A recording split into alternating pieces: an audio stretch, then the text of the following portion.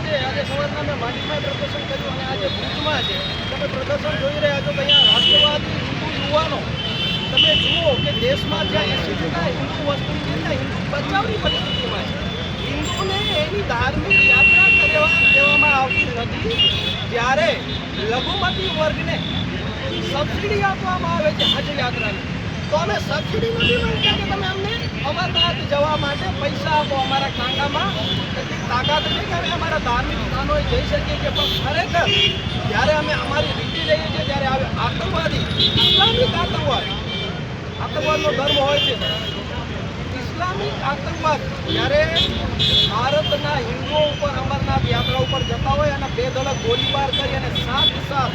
યાત્રિકોની જ્યારે બેરહેમ હત્યા કરવામાં આવે છે તો આખા ભારતના હિન્દુ સમાજ ઉપર આ એક હુમલો છે ભારતના હિન્દુઓની આસ્થાનું પ્રતીક છે અમરનાથ છે એ અમરનાથથી ત્યાંના જે કટ્ટરવાદી લોકો છે હિન્દુઓને વિમુક્ત કરવા માંગે છે કે આવા હુમલાઓ કરી અને હિન્દુઓ કાશ્મીર આવતા બંધ કરે પણ અહીંથી કચ્છમાં વસતા જેહાદીઓ કાશ્મીરમાં વસતા જેહાદીઓને પણ અહીંથી સંદેશ આપવા માટે ક્યારેય નહીં દબાય